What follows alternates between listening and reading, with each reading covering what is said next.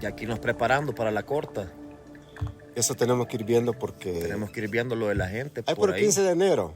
Por el 15 de enero. Bueno, ¿verdad? el Borbón hay veces que hay por el 10 de enero ya ando a punto ya. Pero incluso el Borbón es menos lo que tiene cosecha este año. Calculamos entonces que el lote Geisha vamos a sacar entre 25 y 30 30 quintales en oro, ahí le andamos, ¿verdad? De ahí del Java, primero Dios, la primera cosecha, después de 3 años vamos a tener el gusto de catarlo. Sí, porque el Java posiblemente tenemos... Ni un quintal quizás, ¿verdad? Pero por lo menos nos va a permitir saber qué es lo que tenemos ahí de calidad. Un quintal si andamos en uva. ¿Crees? Si es que nos dejan los animales. Un quintal en uva. Ey, sí. Es cierto, ahí no tenemos vallas, ¿verdad? No, ahí no tenemos. Ahí sí a las buenas de Dios vamos a quedar. Ahí sí hay que esperar. Y del Borbón amarillo sí nos bajó la producción este año, ¿verdad? Eso mermó. Recordad que el año pasado fue bastante la cantidad que dio, entonces este año ya mermó la cantidad. Hoy va a ser, ya esta vez por la mitad andaremos. Ok. Sí. Que como unos 7 quintales oro. 7, 8 quintales, sí, lo mucho. Lo mucho. Ahí, sí.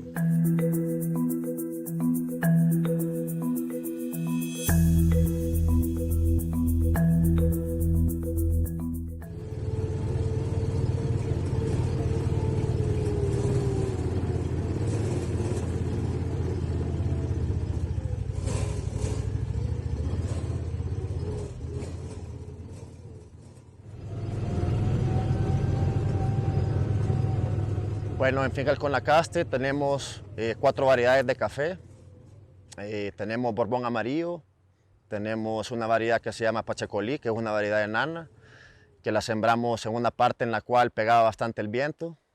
Luego la tercera es una variedad que se llama Java y cuarta, nuestro famoso Geisha. El proceso para producir café en Finca El Conacaste es el proceso que se sigue en muchas fincas del país, que consiste en primero conseguir la semilla, hacer el vivero en campo, trasladar el pilón a campo y luego esperar 3 a 4 años a que dé la primera cosecha. Luego de tener la primera cosecha, nosotros somos bien estrictos en cortar el grano en su punto óptimo de maduración.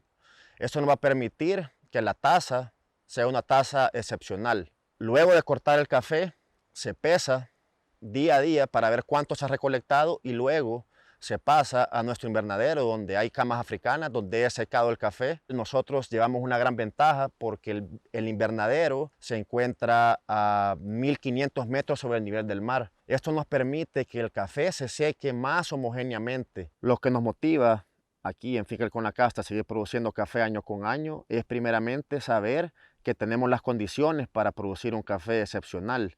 Tenemos el microclima, tenemos la tierra, tenemos la altura y sobre todo lo más importante es que tenemos la genética. Tenemos una semilla, por ejemplo, este Geisha es una semilla traída de Panamá, es una semilla certificada. Y si a eso le agregamos el hecho de que quedamos en primer lugar en tasa de la excelencia, para nosotros fue un gran incentivo y nos llena de orgullo, ¿verdad? Saber que estamos produciendo uno de los cafés más especiales de El Salvador. Como caficultores nos esforzamos año con año en sacar la cosecha de café, pero nos enfrentamos a diferentes retos como es el alza de costo de los insumos, el precio internacional que varía constantemente y las variables climáticas. Y esto es algo que solo nosotros como productores y nuestra gente nos toca enfrentar.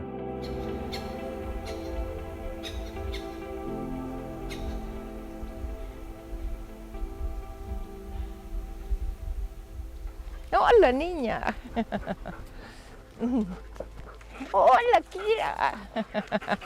Hola, muchacha.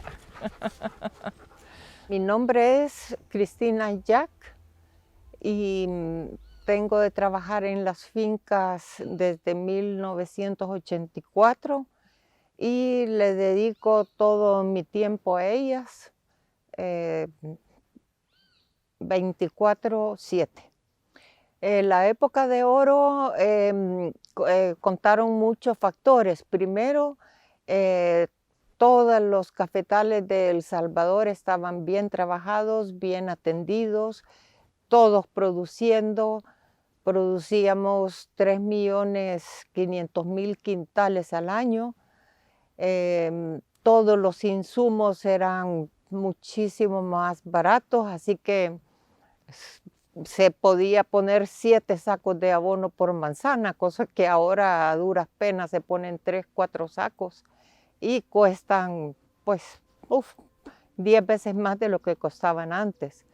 La mano de obra abundaba, venía mucha gente de Honduras y de Nicaragua a trabajar y en la corta realmente era una fiesta de toda la gente que venía a cortar a las fincas. Otra cosa, en esa época la exportación era privada y así que todos los caficultores, mejor dicho, los beneficiadores exportaban libremente. Y otra cosa que influyó en esa época también era el precio del café, que fue muy bueno. Entonces teníamos buena cosecha, buenos insumos, buenos precios y suficiente mano de obra. El siglo antepasado, estamos hablando de los 1870, pues se convirtió en el principal producto de exportación, el principal generador de divisas por exportaciones y empleos también, y el principal generador de empleos, y hasta 1990 fue el mayor proveedor de divisas de ingresos para el país. En el pasado llegó a generar empleos directos, 250,000 empleos directos. Estamos hablando casi 1,000,000 de empleos de forma indirecta.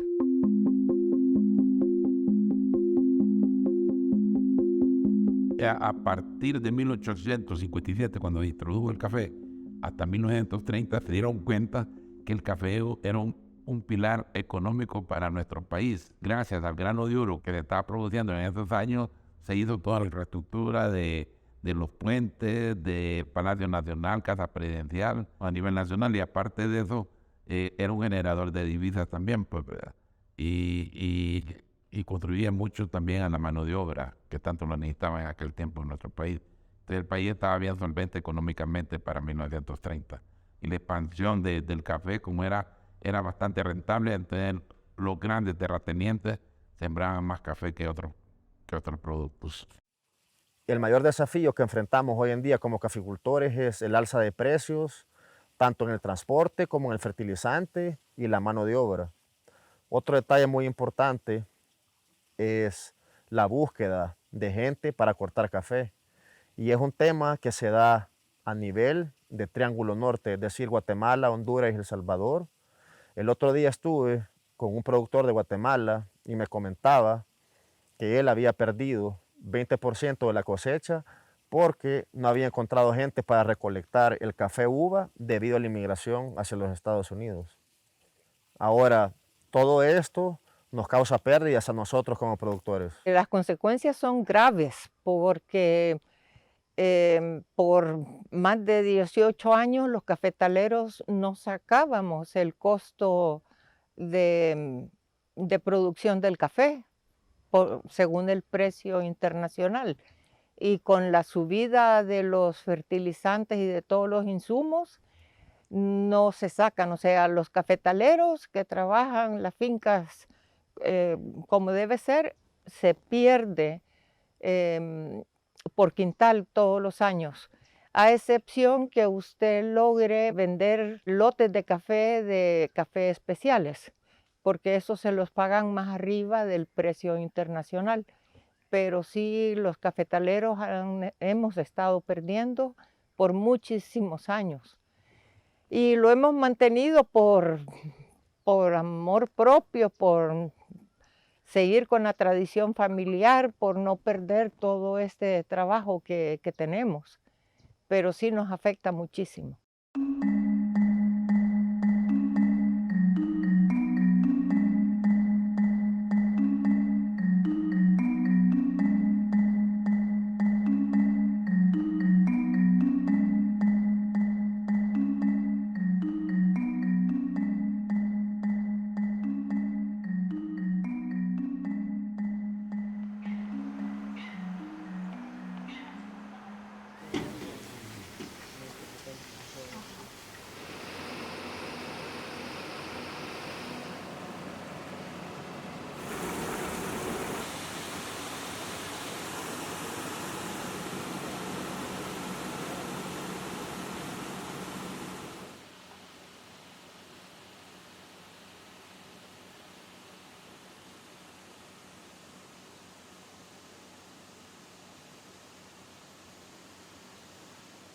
Nuestro mejor café está ubicado arriba del Cerro El Tigre, en la finca La Haciendita. Es un café súper especial y tiene sabor a chocolate.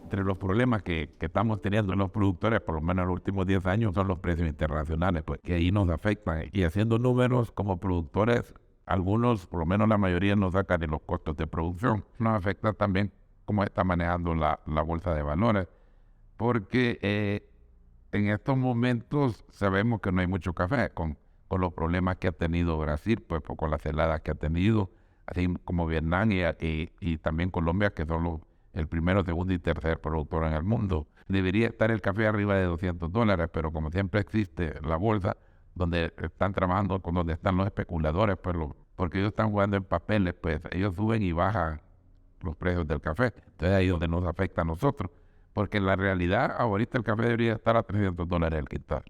Y ahorita podemos decir ya en esta última semana ya bajó a $180, pues, y se cree que va a llegar a tipo diciembre a $160.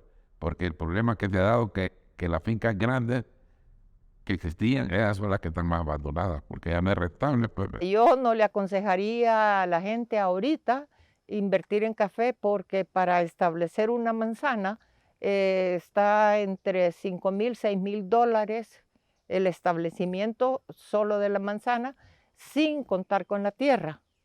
Y el precio internacional ahorita no paga. Es más, entre ayer y hoy el café bajó $15 de un solo. Entonces yo no les aconsejaría, los que ya tienen sus fincas, pues sí, ¿verdad? Que las mantengan. Pero meterse ahorita a sembrar café y hacer fincas, yo no lo haría.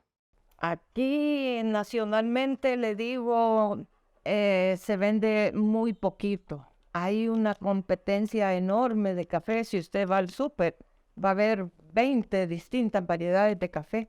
Entonces, competir para vender a $4 o $5 la libra aquí, no es rentable, ¿verdad? Entonces mejor preferimos exportarlo.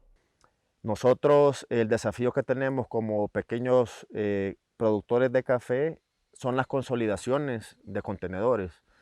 Es decir, que la mayoría de exportaciones se hacen en contenedores y nosotros no alcanzamos a llenar uno. Entonces nosotros como pequeños productores tenemos que ponernos de acuerdo con otros productores de café para consolidar los contenedores y de esta manera poder exportar a otros países. A través de Tasa de la Excelencia hemos tenido la oportunidad de llegar a diferentes países como por ejemplo Arabia Saudita, Estados Unidos, Corea del Sur, entre otros. La opción es sacar cafés de buena calidad, o sea, para sacar lotes de cafés especiales y venderlos, porque ahí es donde está el precio bueno. No es la cantidad enorme de café, pero sí son lotes pequeños que ellos los pueden procesar de una forma especial, digamos, y eso le puede dar un valor agregado. En ese sentido, sí, para los nuevos cafetaleros, eso sería una buena posibilidad.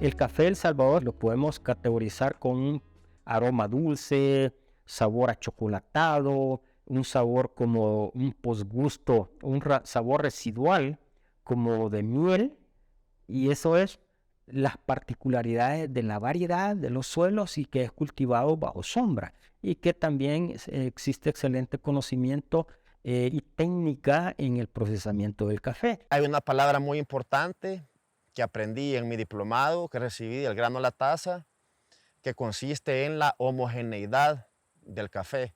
Es decir, que desde que se corta el café, se busca la homogeneidad de la maduración y luego se busca que el café se seque homogéneo, ¿verdad? Por eso se está moviendo constantemente para que una parte no se seque más que la otra. Parte de los beneficios de participar en Taza de la Excelencia es la exposición que ha tenido la finca a nivel mundial con compradores internacionales. Es decir, creo yo que el objetivo de Taza de la Excelencia es que el productor de café ya se quede con el comprador directamente. Realmente es como una herramienta mercadológica porque eso le ha permitido ratificar a El Salvador que posee café de altísima calidad. Eso ha motivado mucho a bastantes productores, ¿verdad?, porque participan en este tipo de eventos.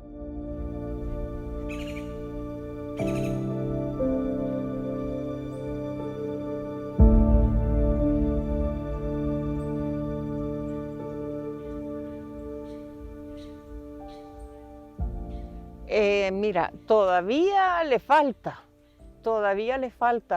Se supone que cuando el grano lo cortas y lo apretas, tiene que salirle 3 gotitas de miel. Entonces ya está listo para cortar. Y ya comienza a madurar el café, ya se comienza a ver un poco pinto para no perderlo. Ya la gente que anda al día se mete al día a cortar, va. No se corta todavía por obra porque hay que esperar que esté bien maduro para que la gente ya gane más o menos.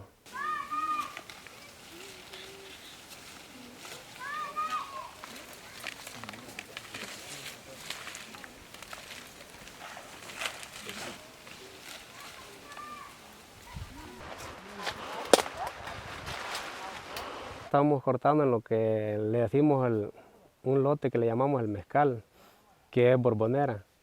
Entonces la idea es terminar ahora porque es lo que tenemos más ralo de café. Aquí ahorita le está dando oportunidad que hasta aquello a la hora que ellos quieran cortar, porque como ve hay mucho maduro y por el agua se los está cayendo. Entonces la oportunidad se les da que no se les pone hora, sino que a la hora que ellos decidan. Eso es lo que hago yo siempre por la situación de que darle oportunidad a la gente, pues. Más que todo la gente en este tiempecito es donde más aprovecha de ganar con sus hijos, porque en el invierno casi solo ellos trabajan y entonces en estos días que los alumnos que están en la escuela salen, aprovechan de ayudarles a los papás, a la mamá. Eso es lo que siempre me gusta ver, eso de que cuando ya se comienza así y dicen traigo a mis hijos, sí, hay que traerlos para que aprovechen, ¿no?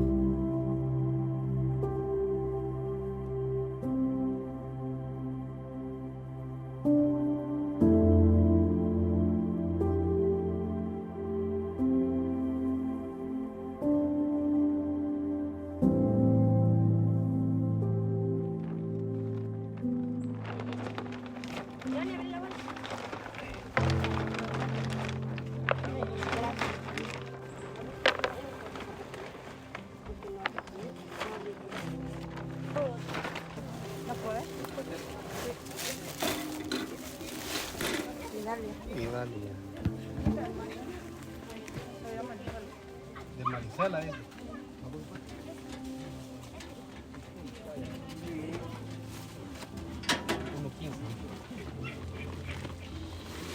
El café del Salvador es de muy buena calidad y es muy apreciado.